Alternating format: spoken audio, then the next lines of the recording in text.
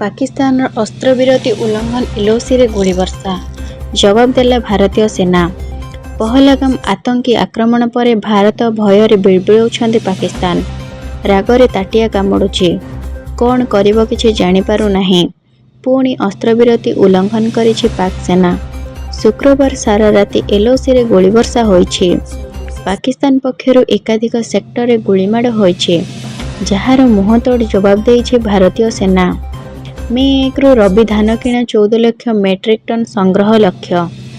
ଚଳିତ ରବି ଋତୁ ପାଇଁ ଆସନ୍ତା ମେ 1ରୁ ଜୁନ୍ 30 ତାରିଖ ପର୍ଯ୍ୟନ୍ତ ଧାନ କିଣା ଆରମ୍ଭ ହେବ। ଚଳିତ ଋତୁରେ 14 ଲକ୍ଷ ମେଟ୍ରିକ୍ ଟନ୍ ଧାନ ସଂଗ୍ରହ ପାଇଁ ଲକ୍ଷ୍ୟ ଧାର୍ଯ୍ୟ କରାଯାଇଛି। ଏଥିପାଇଁ ପ୍ରାୟ 3,37,000 ଚାଷୀ ପଞ୍ଜୀକରଣ କରିଛନ୍ତି, ଯାହା ଗତ ବର୍ଷ ତୁଳନାରେ 122% ଅଧିକ।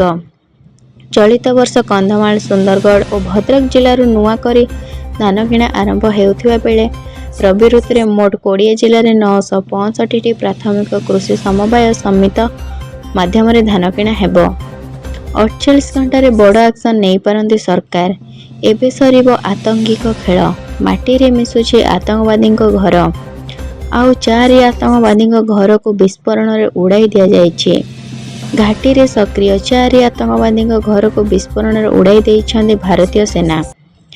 ଏହସାନ ଅହମ୍ମଦ ଶେଖ, ସାହିଦ ଅହମ୍ମଦ ଓ ଜାକିରଙ୍କ ଘରକୁ ମାଟିରେ ମିଶାଇ ଦିଆଯାଇଛି।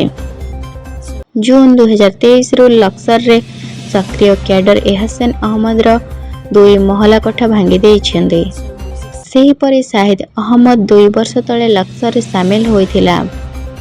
ଆଇଇଡି ବିସ୍ଫୋରଣରେ 4 ଆତଙ୍କବାଦୀଙ୍କ ଘରକୁ ଉଡ଼ାଇ ଦିଆଯାଇଛି। ଗତକାଲି ଭାରତୀୟ ସେନା 2 ଆତଙ୍କବାଦୀଙ୍କ ଘର ଉଡ଼ାଇ ଦେଇଥିବା ବେଳେ ଏବେ ଆଉ 4 ଜଣଙ୍କ ଉପରେ କାର୍ଯ୍ୟାନୁଷ୍ଠାନ ନେଇଛି ସେନା।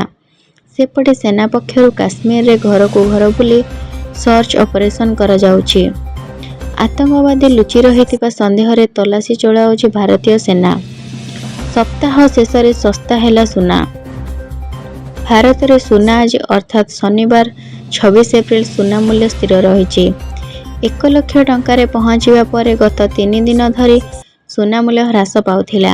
ଆଜି ମଧ୍ୟ ଦେଶରେ ସୁନା ସର୍ବକାଳୀନ ସର୍ବୋଚ୍ଚ ରେକର୍ଡରେ ଅଛି। ଏପ୍ରିଲ ମାସରେ ସୁନାର ମୂଲ୍ୟ ବହୁତ ପରିବର୍ତ୍ତନ ହେଉଛି। ସୁନା ମୂଲ୍ୟ କେତେବେଳେ ଆକାଶଛୁଆଁ ହେଉଛି ତ କେତେବେଳେ ଦ୍ରୁତଗତିରେ ହ୍ରାସ ପାଉଛି, ଯାହା ନିବେଶକ ଏବଂ ସମ୍ଭାବ୍ୟ କ୍ରେତାଙ୍କୁ ଚିନ୍ତିତ କରୁଛି। ମେ 15ରୁ 20 ଭିତରେ ପ୍ରକାଶ ପାଇବ +2 ପରୀକ୍ଷା ଫଳ। ଏପ୍ରିଲ 30ରେ ସରିବ ଯୁକ୍ତ 2 ଖାତା ଦେଖା। ମେ 15ରୁ 20 ଭିତରେ ପ୍ରକାଶ ପାଇବ ପରୀକ୍ଷା ଫଳ। ପୂର୍ବରୁ ଏପ୍ରିଲ 28ରେ ଖାତା ଦେଖା ସାରିବାକୁ ସ୍ଥିର ହୋଇଥିଲା। ହେଲେ ହିଟ୍ ୱେଭ୍ ଯୋଗୁଁ ମାଲକାନଗିରି ଓ ବରଗଡ଼ରେ କିଛି ସମସ୍ୟା ଦେଖାଯାଇଥିଲା। ଟାଣ ଖରା ଯୋଗୁଁ ସେଣ୍ଟର ଆସିବାକୁ ଅସୁବିଧା ହେଉଥିବା ଅଭିଯୋଗ ଆସିଥିଲା। ସକାଳ କି ସନ୍ଧ୍ୟାରେ ଖୋଲିପାରିବେ ସେଣ୍ଟର।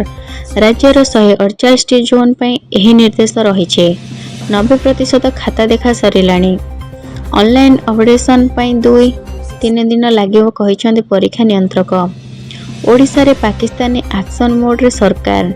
ପହଲଗାମ ଘଟଣାରେ କେବଳ ଭାରତ ନୁହେଁ ସାରା ବିଶ୍ୱରେ ଚହଳ ପଡ଼ିଛି। ଏଥିରେ 26 ନିରୀହ ପର୍ଯ୍ୟଟକଙ୍କୁ ହତ୍ୟା କରାଯାଇଥିଲା। ଏହି ଘଟଣା ପରେ ଭାରତ ପାକିସ୍ତାନ ସୀମାରେ ଉତ୍ତେଜନା ଚରମ ସୀମାରେ ପହଞ୍ଚିଛି। ଏହି ଆକ୍ରମଣର ଦାୟିତ୍ୱ ପାକିସ୍ତାନ ଆଧାରିତ ଦି ରେସିଷ୍ଟାନ୍ସ ଫ୍ରଣ୍ଟ ଲସ୍କର-ଇ-ତୈବାରେ ଏକ ଶାଖା ନେଇଥିବା ବେଳେ ପାକିସ୍ତାନ ସେନା ନିକଟରେ ଜମ୍ମୁ ଓ କାଶ୍ମୀରର ବିଭିନ୍ନ ଅଞ୍ଚଳରେ ନିୟନ୍ତ୍ରଣ ରେଖା ଏଲଓସି ନିକଟରେ ଗୁଳିମାଡ଼ ଆରମ୍ଭ କରିଛି।